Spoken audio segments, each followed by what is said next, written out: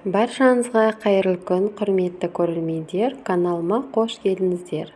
Бүгін сіздермен бірге бір қамырдан мынадай өте әдемі, көздің жауын алатындай орама нанның 3 түрін дайындаймыз.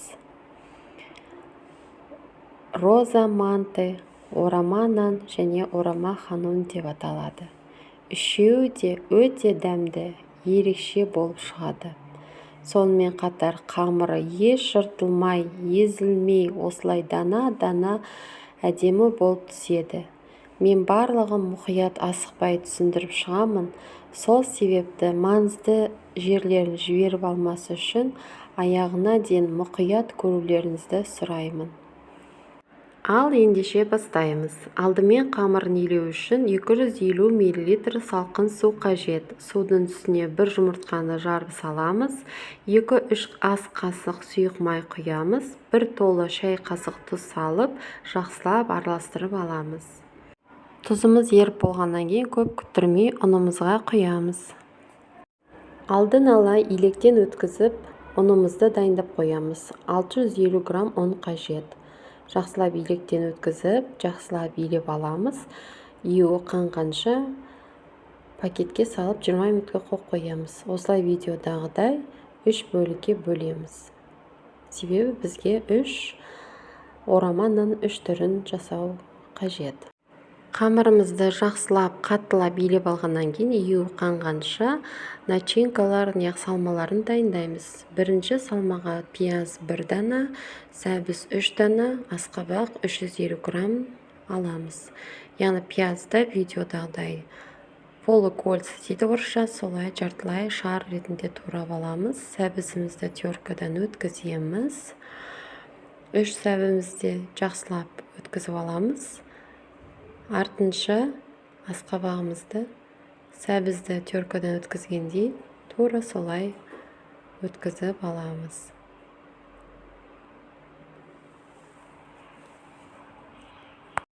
Барлығын турап теркадан өткізіп алғаннан кейін араластырмаймыз, әрқайсысын 3 ыдысқа саламыз.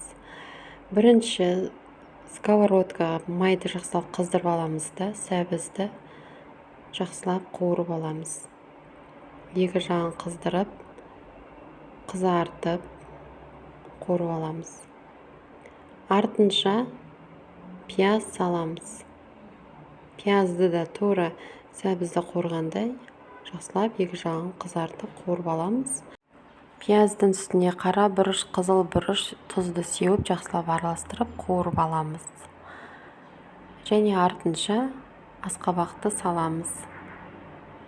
Үшеуін жақсылап қуырып алып, араластырып алғаннан кейін бетін жауып қойып қоямыз. Суығанын күтеміз. Яғни қамырға салғанша күтеміз. Әп-әдемі салма болып шыға келеді. Бұл бірінші начинкамыз, енді екінші начинка дайындаймыз. Екінші начинкаға 2 дана сәбіз, капуста 200 грамм және көк пияз қажет. Көк пиязымызды турап аламыз. Капустамызды 4-5 қылып турап алып, сәбізімізді теркадан өткіземіз. Үстіне тұз, қара бұрыш, қызыл бұрыш салып араластырып, жақсылап араластырып аламыз. Және үстіне 2-3 ас қасық сұйық май қосамыз, сочный болу үшін, құрғап кетпес үшін. Осындай начинка шыға келді. Әп-әдемі сочный болып шыға келді. Үшінші начинкаға, яғни үшінші салмасына жусай және құйрық май 200 грамм ғана қажет. Бұл жерге ешқандай сұйық май қоспаймыз, себебі өзі майлы. Өте дәмді, өте асқазанға, яғни біздің денсаулығымызға өте пайдалы. Ішімізді майлап шығатын ерекше салма түрі. Видеодағыдай жақсылап турап аламыз. Тұз, қызыл бұрыш, қара бұрыш қосып жақсылап араластырып аламыз да қамырымызға дайындап қоямыз. Міне осындай әдемі 3 салма дайын болды. Қамырымыздың июі жақсылап қанды. Енді әрқайсысын жақсылап еріп аламыз да біртіндеп әдемілеп жайып шығамыз. Әбден июін қандырып болғаннан кейін жақсылап осылай жұдырығымызбен басып шығамыз. Қамырымыздың жақсылап жайылуының себебі ол бастапқы жайғаннан басталады. Себебі басында жақсылап осылай жұдырықпен жаймендеп басып шықсақ, әдемі доп-домалақ болып, тегіс болып шыға келеді. Қамырымыздың үстіне салмақ салмай, екі жағын жаймендеп басып, сағат тілмен дөңгелектетіп шықсақ, іртік болмай, түп-түзу, шеттері қалың болмай, теп-тегіс әп-әдемі болып шыға келеді. Қамырымызды осылай жақсылап дөңгелектеп жайып аламыз. Қатты жұқа болмау керек. Жұқала қылып, бірақ қатты жұқа қылып жаймаймыз. Дайын болған қамырымыздың үстін сұйық маймен жақсылап тұрып жағып шығамыз.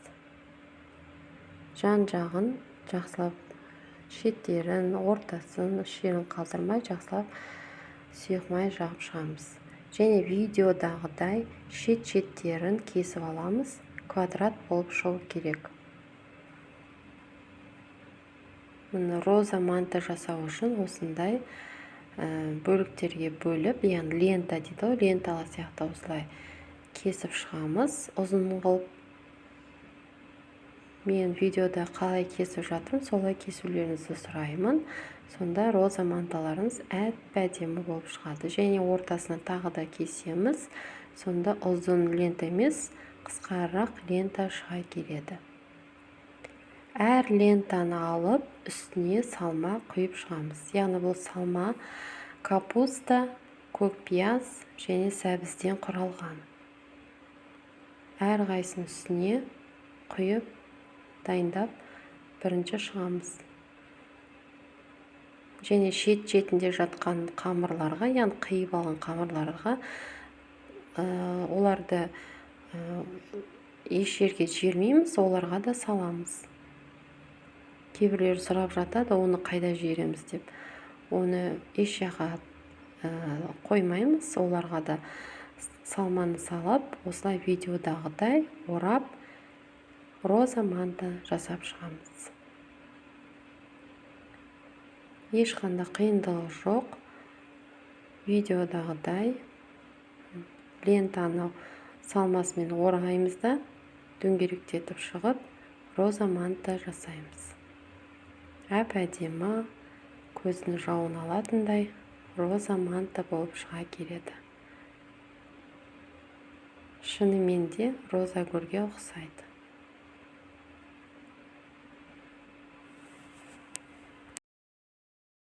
Осылайша барлық мантыларымызды әдемілеп тұрып, орап, роза манты шығарамыз. Роза мантыны етпен де, көкөністермен де, әр түрлі салмамен өз қалауы бойынша жасауларыңызда болады. Роза мантыларымыз дайын болғаннан кейін мантаваркаларымызды әрқайсысын майлап аламыз. Және де роза мантыларды біртіндеп, әдемілеп орналастырып шығамыз.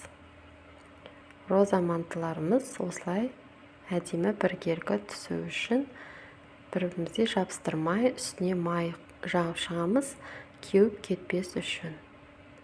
Осылай әп-әдемі болып түседі. Екінші қамырымызды дайындаймыз. Екінші қамырымызды дайындау үшін видеодағыдай қайталаймыз. Яғни ұзын лента қылып, еш жерін қимаймыз. Бірінші қамырдағыдай сразу лента қылып кесіп шығамыз. Бұл жерде ортасынан бөлмейміз, себебі бізге ұзын лента қажет. Бұл орама ханум деп аталатын орама нанға қажет. Осында ленталар шыға келеді, ұзын ленталар. Начинкасы сәбіз, асқабақ және пияз. осылай әрқайсысына біркелкі қылып құйып шығамыз. Әрқайсысына құйып шыққаннан кейін видеодағыдай начинкаларды бір шетке ғана үлестіреміз. Бір шетке ғана үлестіріп болғаннан кейін жақсылап орап, осылай начинкалар көрінбейтіндей қылып орап шығамыз.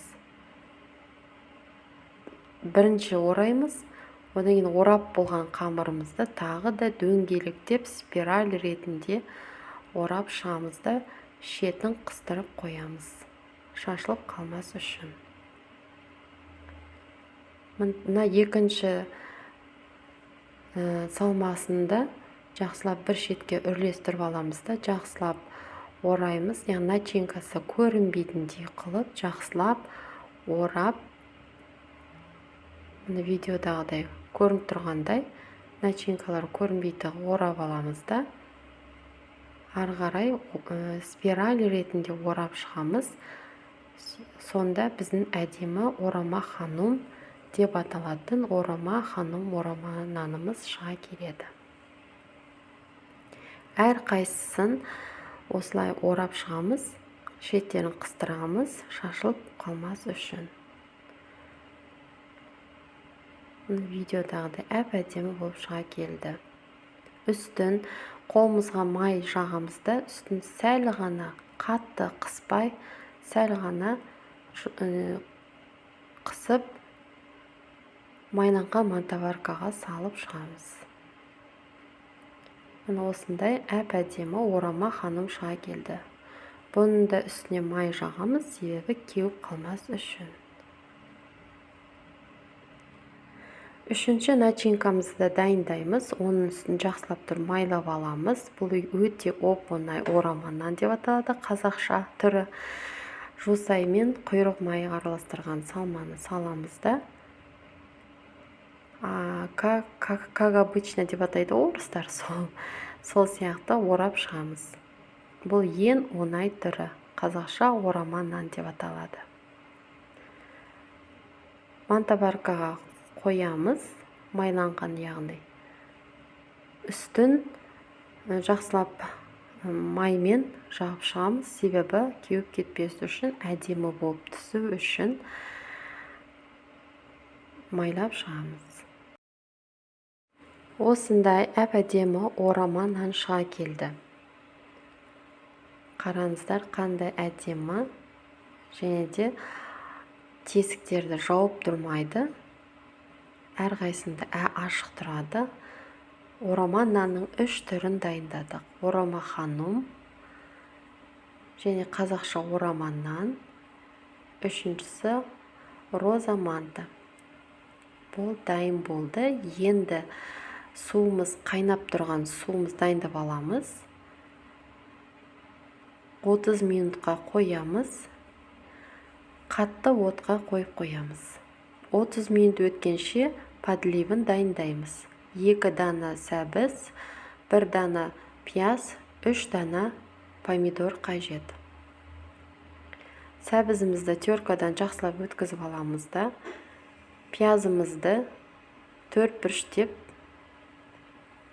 турап аламыз.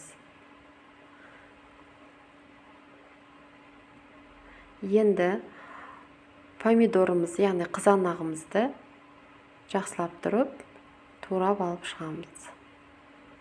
Әрқайсысын араластырмаймыз, кезек-кезекпен бөлек ыдысқа салып қоямыз. Бірінші сәбізімізді қуырып аламыз, жақсылап тұрып. Екі жағын қызартып, қыздырып, қуырып алғаннан кейін пияз саламыз. Пияздың артынан кейін үйде помидор болмаса, помидордың орнына томат қоссаңыздар болады. Помидор құямыз, артынша тұз, қызыл бұрыш, қара бұрыш сеуіп шығып, тұзды әркімнің өз қалауы бойынша дәміне қарап қосамыз. Су құямыз, жабыс қалмас үшін, және де подливке дәм су шығып тұрса өте нұр үстіне нұр болады. Қызарып тұрғандай подлевіміз өте дәмді болып шыға келді. Подлевіміз дайын болды. 30 минутымыз өтті. Мантаваркадан әрқайсысын біртіндеп тұрып аламыз. Видеода көрініп тұрғандай әрқайсысы жыртылмаған, езілмеген, әдемі болып шыға келді. Роза мантымыз, орама ханымыз және орама нанымыз әп-әдемі болып шыға келді. Үстіне подлевті сеуіп, балаларыңызға берсеңіз болады. Орама нанның үстіне подлевтерді құйып шығамыз. Және де басқа да қоспалар, яғни кетчуп, айран, майонез, аджика, неше түрлі қоспалар қосып, өз қалауы бойынша дастарханға қойсаңыздар болады. Астарыңыз дәмді болсын. Менің каналыма тіркелмесеңіздер, тіркеліп кетулеріңізді сұраймын, себебі алда ерекше рецепттер күтілуде. Сау болыңыздар.